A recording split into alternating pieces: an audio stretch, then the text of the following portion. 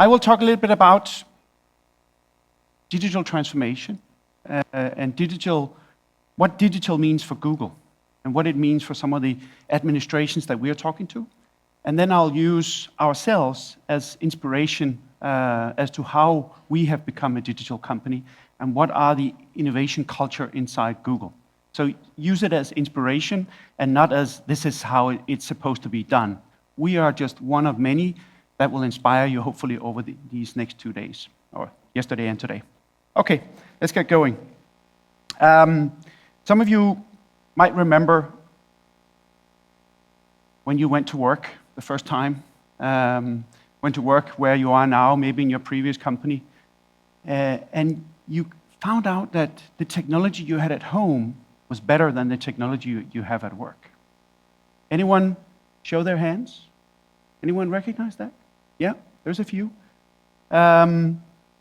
This is something that is increasingly moving in that direction. How frequently we change our phone, how frequently we change the devices we have at home compared to the devices we have at work.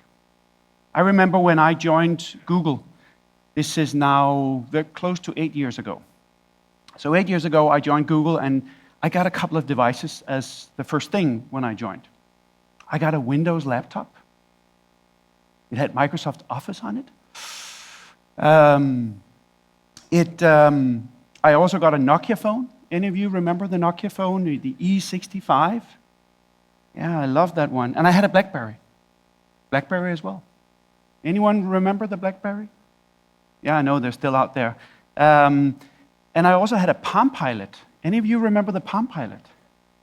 Yeah, that little stylus. So we used that for contacts, and then I synchronized it with the BlackBerry, and it was a mess, and I used the phone for the phone calls. And the devices back then were not connected. What I used on one device, very different than what I used the other device for. And if I wanted to do anything between them, it was a lot of work. But that was just how it was. No one really complained because we didn't know better. Fast forward 2015. A lot has changed. Not for everyone, not for every business. Some of you, I will bet, still use your phone for 2 things. Facebook and Twitter. No. 2 things is you use it for email and the attachment that goes into the email, and then you use it for calling. Those are probably your 2 biggest use cases. And then there are some that use it for some apps and so forth. But think about where technology has moved in the last few years. One device is capable of storing so much information and synchronizing automatically using this internet service called the cloud. That allows us to seamlessly pick up one device and get access to all of our information, or almost all of it. Maybe not the confidential things, maybe not the things that are pertinent to a citizen of yours, where the data is not really ready to go in the cloud yet. But for the most of the communication and collaboration that goes on inside an administration, perfectly fine. So one of the things we're working at Google is really, it's something we call 10X. And 10X is really about challenging people, challenging employees. It's not a marketing gimmick. It's really about rethinking how we do things. The 10X mentality is something we can use privately in our personal lives. It's something you can use as a leader in your company or administration, and also as an employee in your administration. So Astro Teller is the guy that leads Google X for us, this is where we come up with the wild and crazy things. Astro gives this analogy of if you had to improve a car's gas economy, what would you do? If you had to improve it by 10%, well, you probably hire some engineers from Volkswagen, put in some software, and that will be done quickly. That was a joke. I hope no one here from the automotive industry. But seriously, you would probably tweak the engine and find out a way of be a little bit more clever, and you would get those 10%. You would get those 10%. Think of your car, the previous car you had. That was probably 10% worse petrol economy than the latest one you have. But if you really had to make it like 1,000 times better or 100 times better, could you then just tweak the things that are inside the current engine? No, you couldn't. Not possible. You'd have to start over. You'd have to start from scratch. How do I do this if I really want to do it from the start? You might not get there to the 100 times or the 1,000 times, but you will start to think about the problem from scratch. And that's the idea about 10x. So take that to your work situation today. We have this problem, and the problem can be a citizen problem, it can be an administration problem, it can be a collaboration problem, all kinds of problems. If you could rethink, then you have the opportunity to do something great, no matter how big that problem is. This is how we are thinking inside Google. This is how the employees are being challenged to think. What if you could do it all over?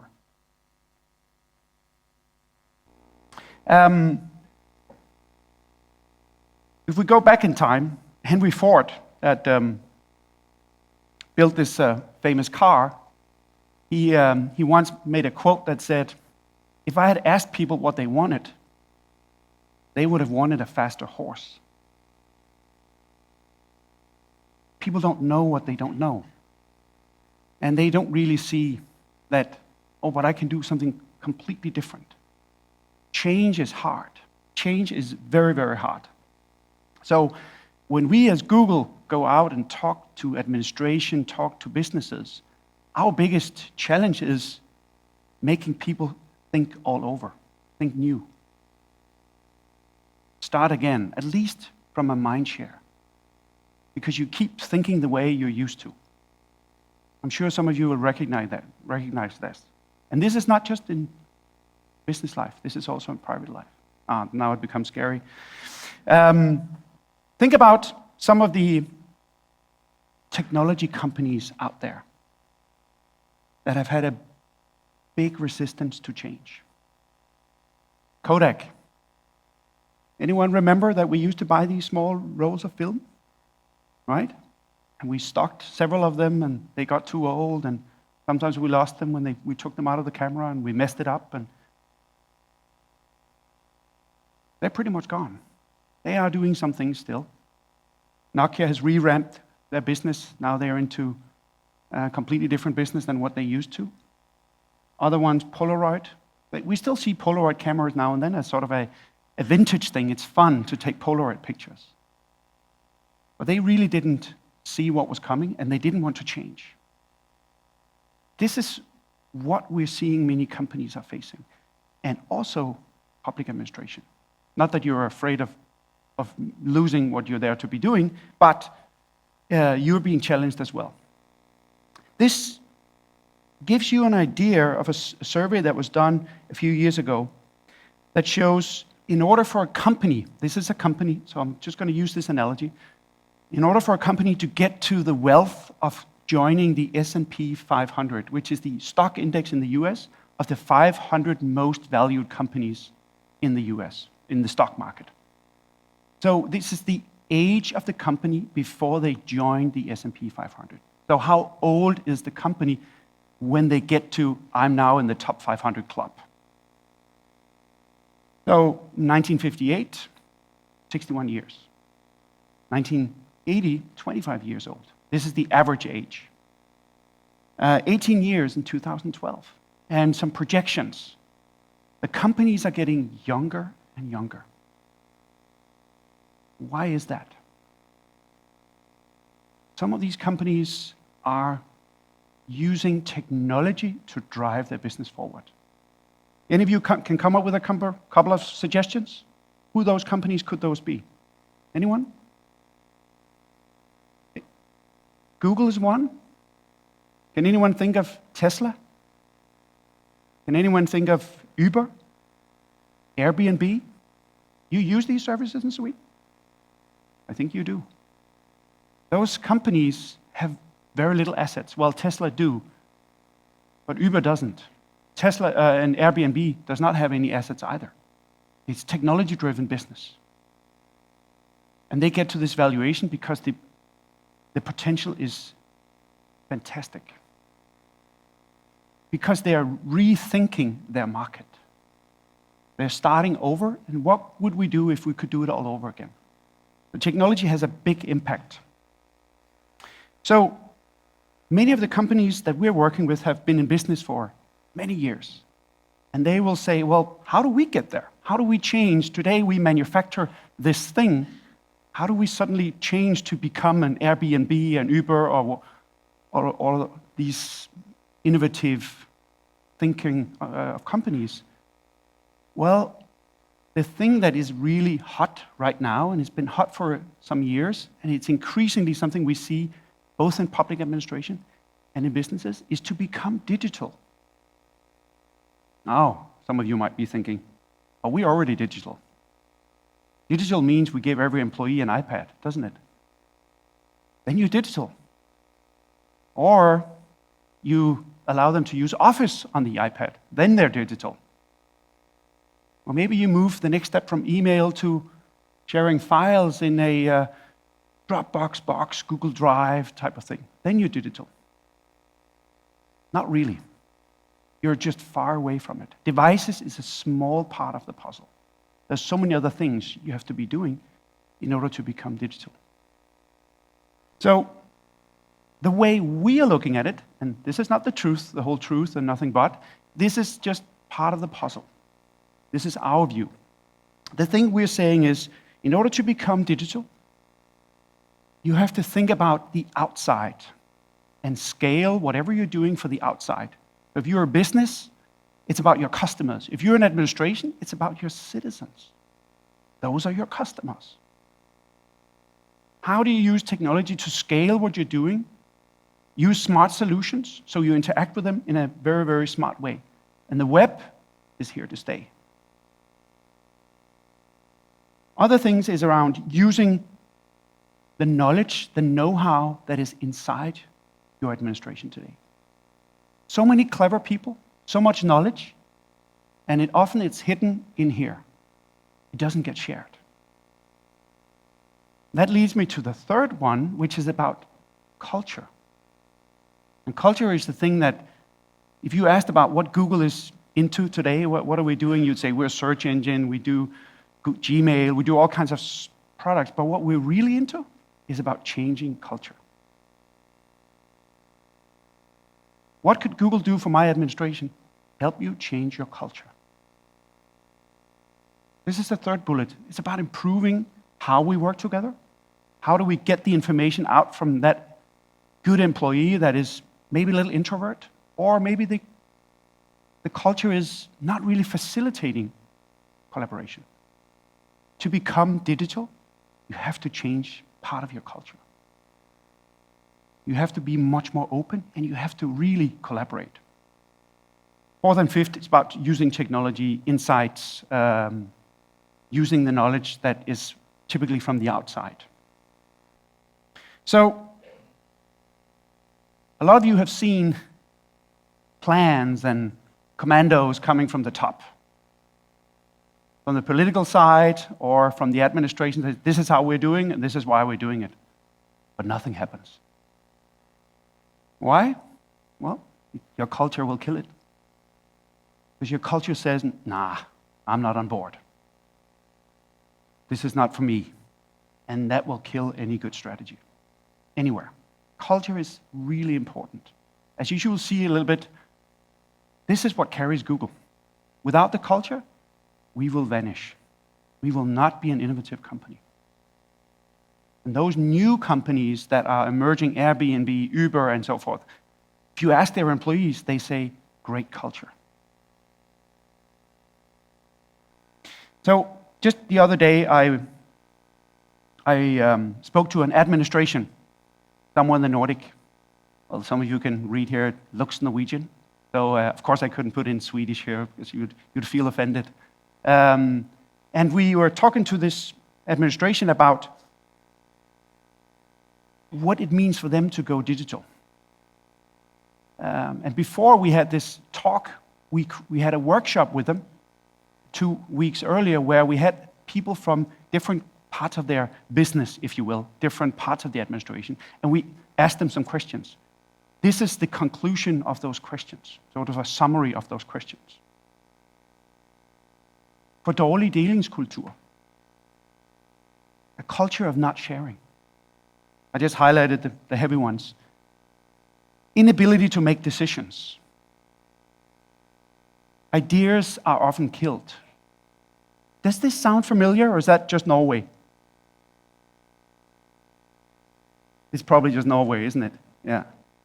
Definitely not in Sweden. And also the fourth one, which I see many places, public administration and businesses. It's not okay to make mistakes.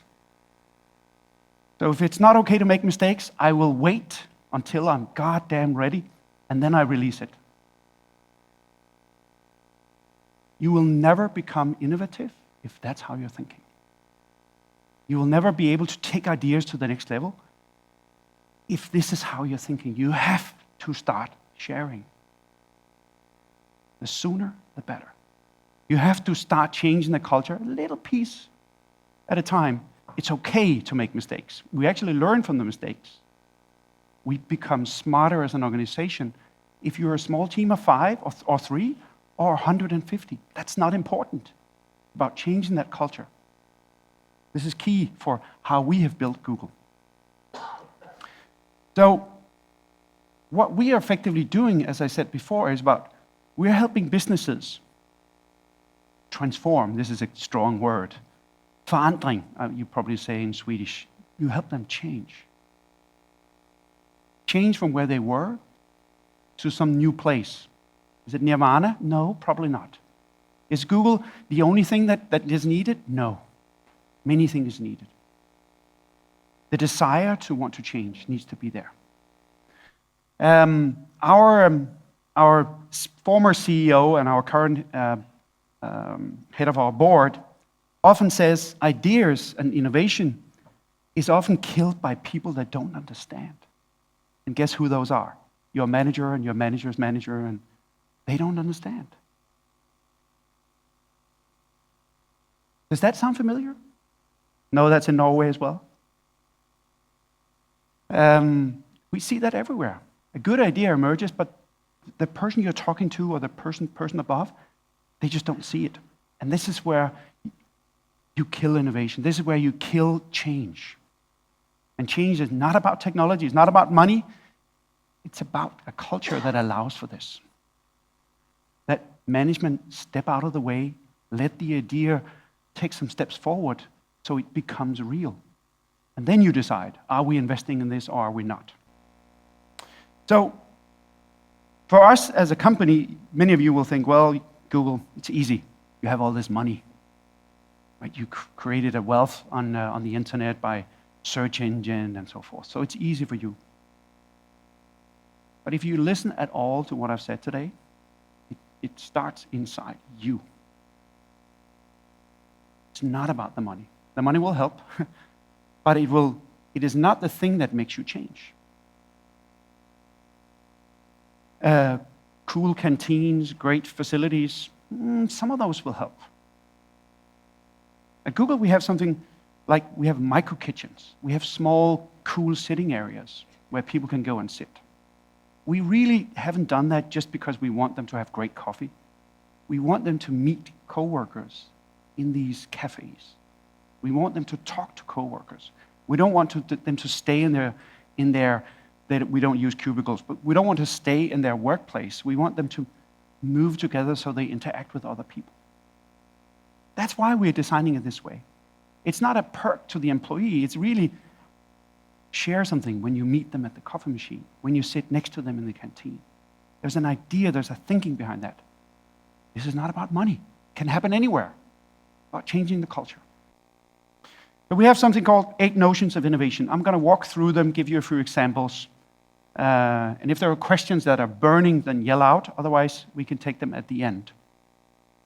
Now, these are some of the principles of how we are pushing innovation inside Google. Take them as inspiration. So the first one I kind of almost alluded to, failure.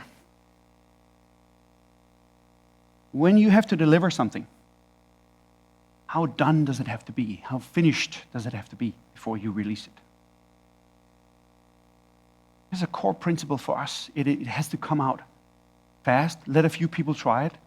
Let them crucify you, not publicly, but in a small group. This is what you should be doing better. If you do this, it'll be if, and so forth. Get feedback, get input, and allow for them to say, this is not so good. But if you do this, it's much better. Iterate, launch again. When you read the press, you will see that we have launched lots of different products. Not all of them have been a success. Some of you might remember a few years ago we had something called Google Wave. Wave was about hosted conversation. What does that mean?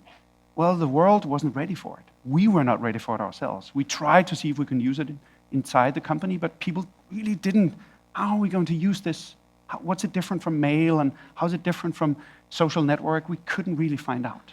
But some of the technologies was taken from Google Wave and is now built into Google Drive and Google Docs that allows real-time collaboration. So the idea was there, we just didn't put it in the right product. And then it lives on in some of our new services. So allow people to fail. Create a culture where it's okay to fail.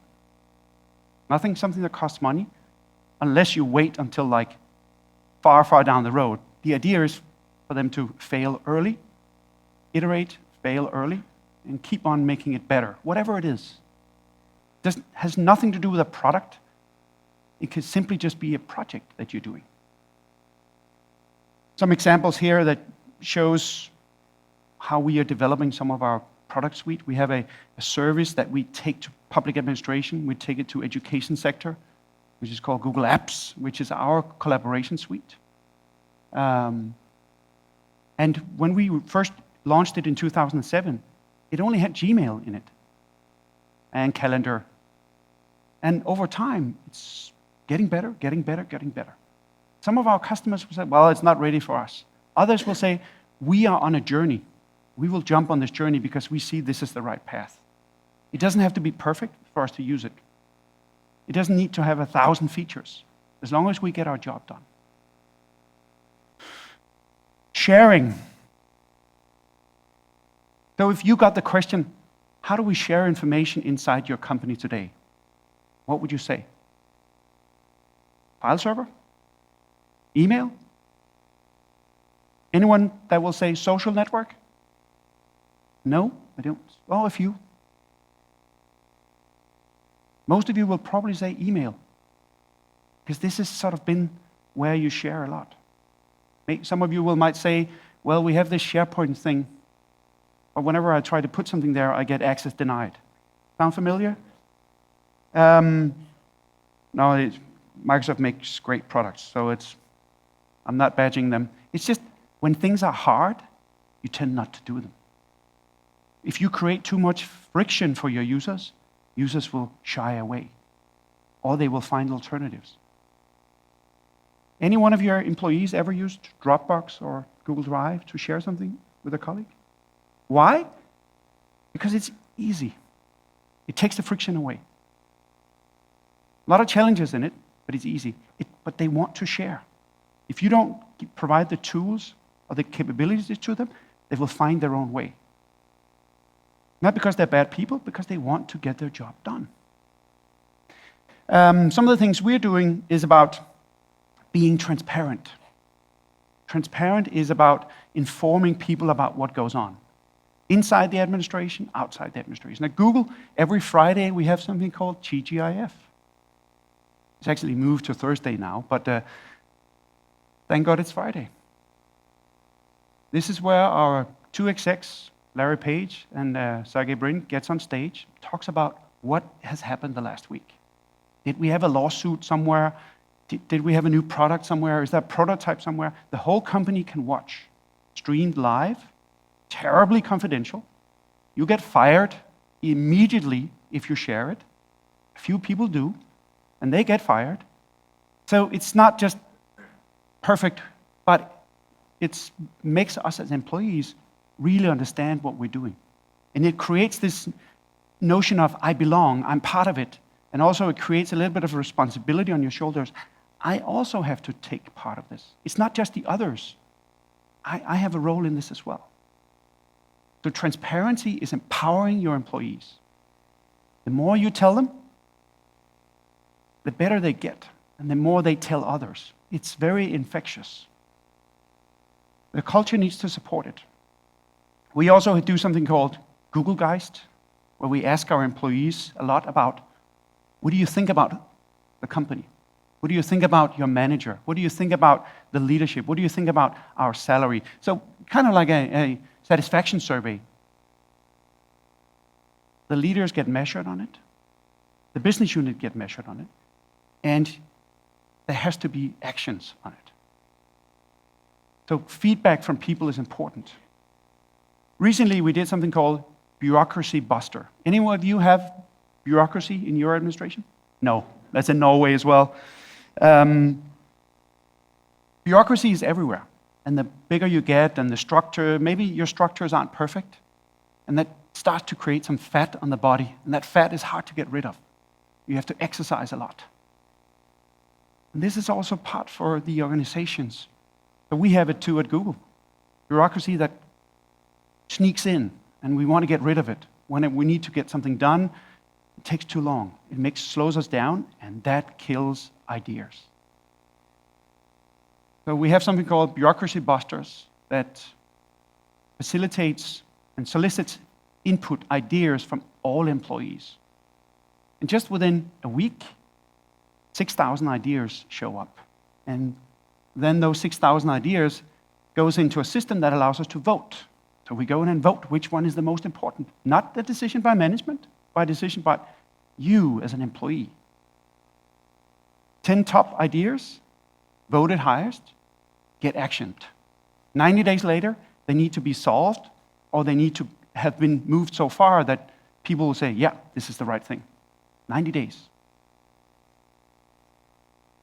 Bureaucracy happens everywhere, but what you do about it is really the thing that helps your organization to move forward. Sharing information inside your business. At Google, we have an intranet, but no one uses it.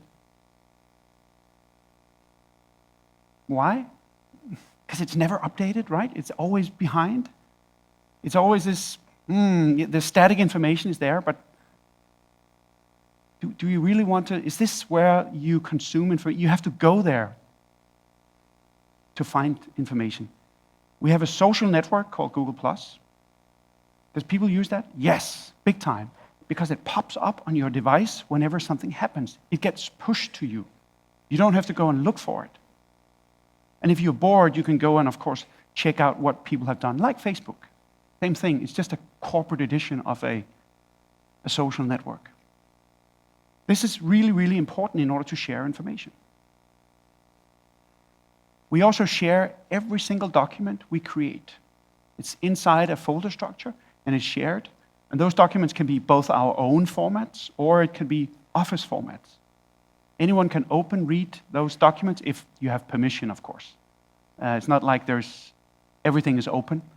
You do need proper permissions in order to open the relevant documents. But it's all put into one place, so all of the organization's documents is effectively indexed. We can search any document of relevancy that was ever created, even from your mobile phone. Think of the power you put in the hands of an employee. Yes, there is still security. No, it's not just open so anyone can read everything. Hiring is also a really important thing. And you think, yeah, Google, you can pay your employees a lot. And again, no, it's not about money. More the philosophy of really trying to set the bar high, but don't set it so high that you're just looking for the superstar. The superstars can be difficult people. The superstars needs a lot of attention. So it's better to lower the bar a little bit, just a little bit, and let the superstars go elsewhere. Pick people that will fit into your organization and leave the superstars out. Those superstars will be the ones that will really be able to work well together, can foster the culture, and can bring the company forward. Really resist this, he's good enough or she's good enough. This is the thing where sometimes we all face, or we're pressured, we need to hire. This is something where we're resisting. Nope. Do I want to work with this person in 5 years?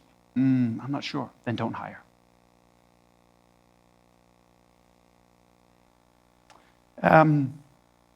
Also, when we hire, we get around 3,000 resumes a day. I think it's actually grown now to 4,000 resumes a day. People upload them to our websites. It's www.google.com, in case you don't know. You can find it there. And it's around 2.5 million resumes a year. It goes into a system where we can, if you're in the recruiting part, you can see all these resumes. And when someone is looking to be hired or as part of an interview process, and you see in their resume that they went to KTH, and they went to KTH from 1992 to 1994. But by the way, we have lots of Googlers that went there in the same period. The system will then send a notification to those, hey, do you know John Doe here? You went to KTH at the same time with him or her. What do you think about this person? Should we hire? Again, the knowledge is probably is there in the organization. Why not go and ask for it? The piece of code that was written was fairly basic. The CVs of our employees has been put into a system when you got hired. So the data is there. Think of your own administration. Is there someone that knows the person you're just about to hire? Probably, or maybe. Use the knowledge that's there. 20% time. So can you imagine like 1 day a week you could do whatever you wanted in your administration? No, probably not. We can't either. That's not how it works. However, if it's relevant to the company, you can take the time from 100 to 120. So above the full time, you can take 20% extra, and then you can do whatever you want. There's an attempt to be funny. People have the right to do something else than just their core job. In the early, I joined in 2007. In the 2008 and 9, people took Russian classes. People took cooking classes. People did all kinds of things. And that was stopped when the financial crisis really kicked in because we didn't know what the world was going to look like. And it also seemed not so relevant. But if we think about some of our greatest inventions, many of those come from 20% time, where engineers in their own time started to, this email system we have is so hard to use. We used Oracle email. Yeah, horrible. But that was what was used in early 2003, 2002, 2003, until an engineer created Gmail as a pet project, a 20% project. And we're just about to get 1 billion active users on Gmail. 1 billion active users. For a guy that had a license to pursue his dreams, or whatever you want to call it. How does that relate to you?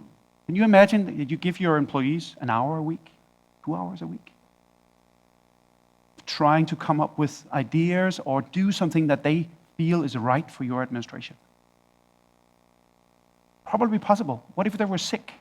Well, then you would find the time. So it's not about money, it's about an attitude and a culture. Ideas come from anywhere, everywhere. We have a system called ideas. So whenever someone have a great idea, they put them into the system. And anyone can go and look at this idea system. This is a screenshot of it taken a while back. And here you can go and you can vote. It's typically the engineers that use it. Salespeople don't, marketing don't, unless the idea gets to a later stage in the development of the idea. So ideas start with an idea. People then start throwing in their comments, and then others say, hey, this is really cool. I'd like to help you on this. These are engineers, but it could easily well be projects that needs to be done, like a project catalog inside your administration. Who will help me do this? Maybe there are competencies in one area that is not really properly used, that could be used for a project in this area. We use this system for that. And then when it gets further up, sort of in the maturity, it needs funding. When it needs funding, managers come in. And by that, the idea should probably have been so well documented that even managers understand. Crowdsourcing. How many of you ask your citizens about their ideas? Facilitate citizens about ideas. If not your employees, but at least citizens. Some of you probably do. You have forums on your websites, and maybe you create surveys. Often you'd find your citizens, they want to help if they can. They want also to contribute. But you have to facilitate a digital universe for them to be able to do it. Whether it's a social network, whether it's something, a smart way of interacting with them. So they feel informed and they also want to contribute. Social networking is something we use a lot inside. One thing that has changed, the company I worked for before joining Google, whenever we talk to each other, we use the phone. We either went to each other or we used the phone. Today, I don't use my smartphone for phone calls. When I use my smartphone for phone calls, it's not my colleagues. It's outsiders. Inside, we use video for everything. And video gives you that extra dimension. One of you ever been misunderstood in an email? Misunderstood on chat? You chatted to someone and you forgot to put in the smiley. It was a joke. And the person on the other side got really upset. Video gives that extra dimension of facial expression, body language, right? That's what it gives. And yet we find many places that video is so little used. This is part of your digital maturity. Use this in order to get better dialogue. Use this for better collaboration. Use this as part of that cultural change.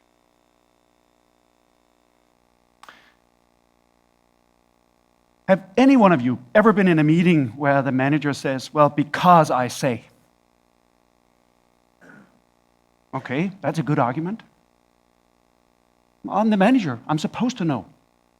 That's why they hired me, isn't it? No, wrong. That's not why they hired you. They hired you to make sure you have great people that bring out the ideas and you help foster those ideas. And then if there's big dispute, make a decision. But you're not the smartest person because you're a manager. I'm sorry if I offend someone in here. Google, we try to use data. So when we have a discussion, okay, I take your point, but here's the data that supports my argument. It creates a different dynamic. You have to it's almost like you have to have a business case every single time you argue with someone. But where's your proof point? I don't have any. It's just a feeling I have. And decisions sometimes, of course, is made based on feelings, and it's made based on assumptions. You can't always have data, but many times you can. And maybe you even have the data in your organization, you're just not harvesting it.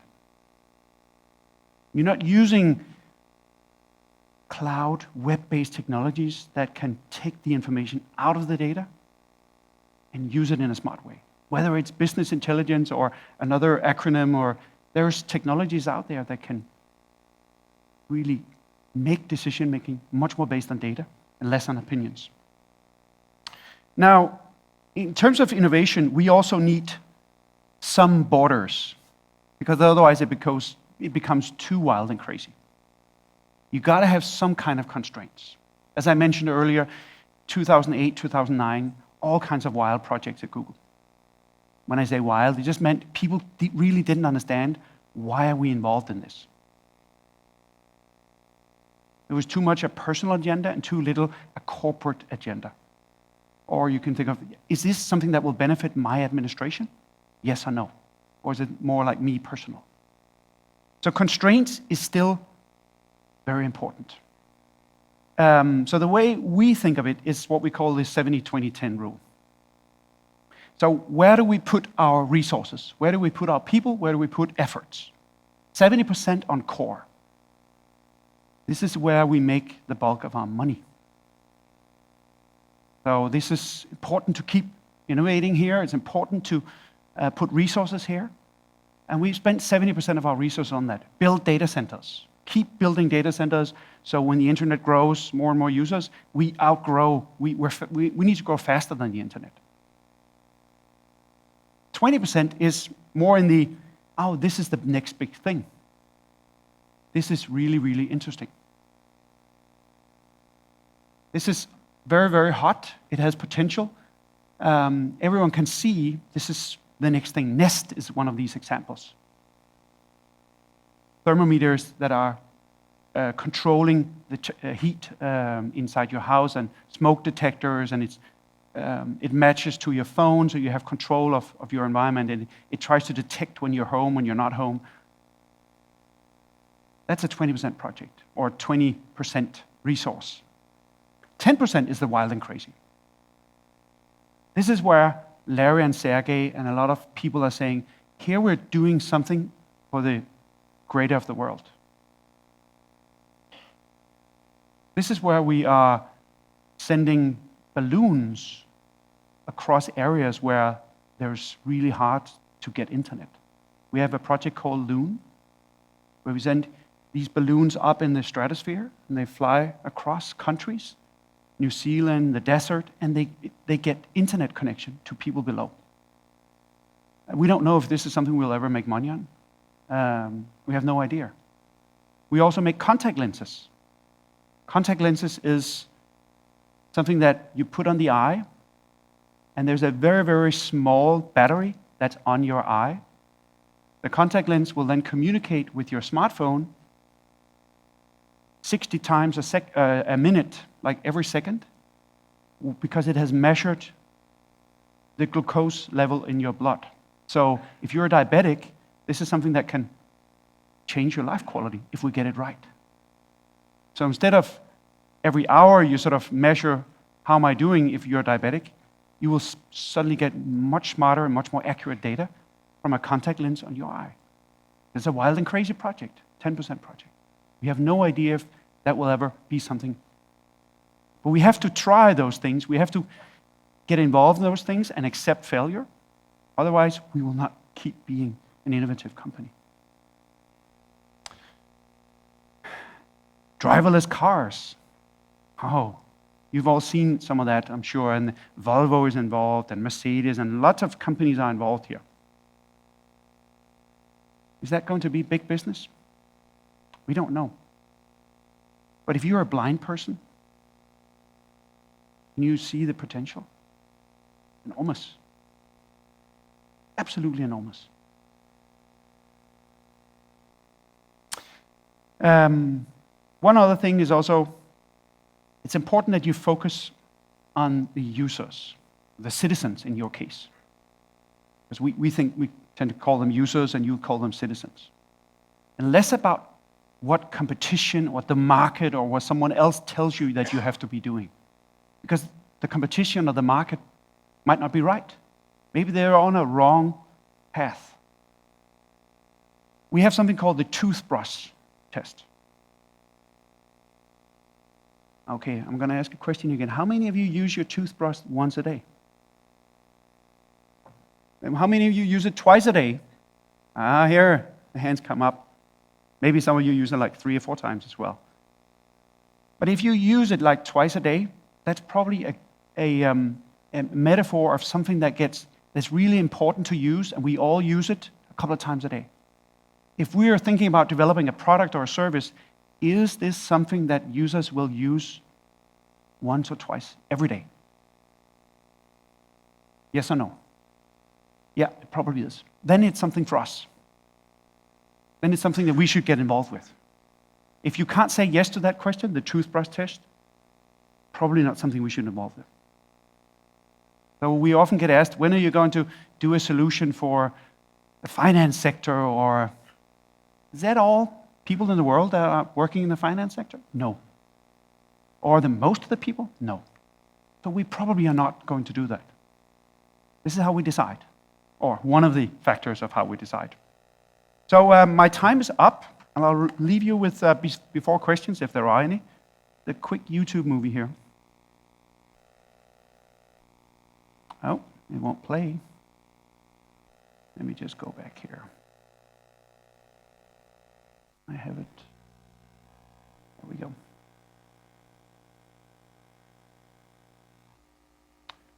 Sorry. There we go.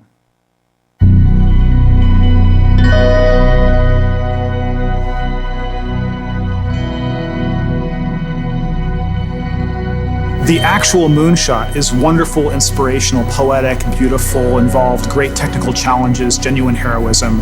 It brought the world together. But think about the Polynesian islander on the dugout canoe, deciding one day they were going to go that way. No one had ever been that way before. No one even knew if there was anything that way before. It was amazing, and it changed the world.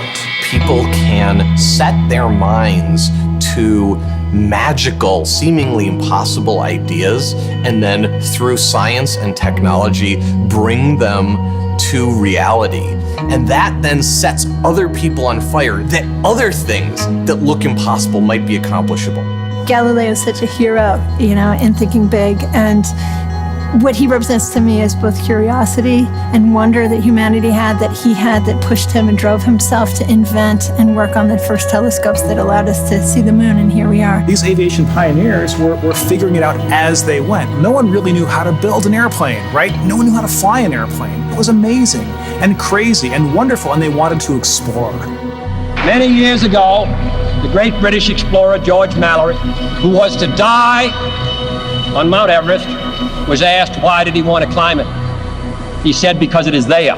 There's so many challenges in the world, and you can feel daunted by that, and sort of oppressed by that, or you kind of say, how might we think differently about this? Everyone else in the world is working on that next 10%. If you can be the one that delivers that 10 times improvement, you have a chance to really change things. If you want cars to run at 50 miles per gallon, fine, you can retool your car a little bit. But if I tell you it has to run on a gallon of gas for 500 miles, you have to start over. You need a lot of courage in this work, and you need a lot of persistence. One of the things that's really critical is not only having the courage to keep trying every day or thinking big, even if you don't really 100% believe it's possible, like you might think this might be possible, have the courage to try. That's how the greatest things have happened. You don't spend your time being bothered that you can't teleport from here to Japan, because there's a part of you that thinks it's impossible. Moonshot thinking is choosing to be bothered by that. We choose to go to the moon in this decade and do the other things, not because they are easy, but because they are hard. Humanity's progress has been a series of amazing, audacious things, from the very small and personal up to the great, big, and grand. And we are a species of moonshots. And to me, that's like the really amazing, poetic, and inspirational thing. I think our ambitions are a glass ceiling on what we can accomplish. When you find your passion, you're unstoppable. You can make amazing things happen. It's been true through all of history. I believe in the human spirit, and I believe that there are always going to be crazy people who will get out of bed one morning and say, you know what? I think I can build a space elevator, and let's go and do it. But I think that if we become afraid to take these great big risks, we stop inspiring people. We stop achieving things. And the biggest nightmare scenario is that we won't have what it takes to solve the really big challenges. When Kennedy said that we would put a man on the moon, it's about the fact that he said, we don't know how to do this yet, and we're gonna do it anyway. And that sends chills up everybody's spine. Because if that happens, what couldn't we do?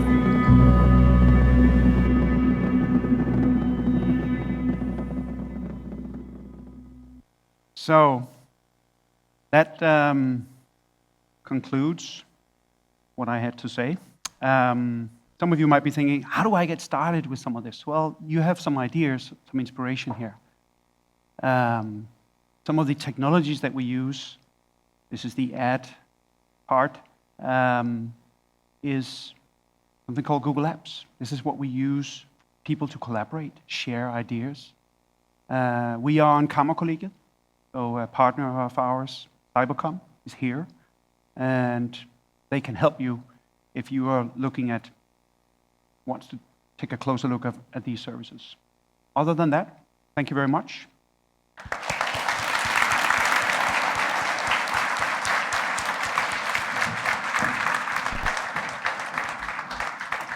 Tack snälla, tack. Det låter ju fantastiskt att ta in alla som jobbar, de anställda så mycket. Men på senare tiden har ju ni också fått kritik för att ni är som en sekt. Alltså avhoppare från Google har sagt att folk jobbar för mycket, man blir för involverad. Kan det vara ett problem när man jobbar som ni? No. What do you think, Jessica? Well, yeah, it is a challenge. People at Google also get stressed. People at Google also can work too much. I think it comes down to few set of living rules, like don't send emails to your employees on a Saturday and a Sunday. Make sure you go home before it's dark, etc. Start to create some basic living rules. Because Ni jobbar med det också? Yeah, det gör vi. There is no single answer to that, except trying to create some good best practices of stop now, go home. Var förebilder själva kanske? Yeah, ja, exactly. Gå hem tidigt. Ja. Yeah. Vi har en mikrofon ute. Har vi några frågor så här har vi lite tid.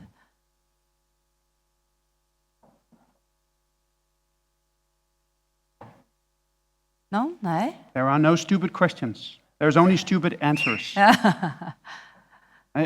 Och ni kan fråga på svensk. Ni behöver inte fråga på engelska. Den är på. Ja, hallå. Om du fick ge 3 tips till alla som är här idag om hur man kan starta på den här resan. För att alla myndigheter och alla företag kan ju inte bli Google. Men om du fick ge 3 tips hur man startar och hur man håller momentum på den här resan. Vad skulle du säga då? Well, the first thing I would say, everyone hear the question? Yeah, you can hear the question. The first thing I would say is take a temperature with your employees so you have a common view on where are we. Not what does the manager and the manager think where you are. Ask your employees. Do a survey. If you haven't done already, do a new one. Get a few people that understands communication, that understands HR. How satisfied are you? Sort of take a baseline. Secondly, I would then look at challenge status quo. Are we in a situation as an organization to make changes? Of course. Are there regulatory rules we have to follow? Yes. But are there different ways of solving those regulatory rules that we are sort of put in the world to do for the citizens or for the part that we are doing of administration? Challenge. Be open to change. I think that's probably the top ones. Ask where you are and then challenge what you'll be doing. The third one, of course, talk to Google. That was a joke. Tack snälla, tack Jesper. Vi får sätta punkt där genom en stor applåd.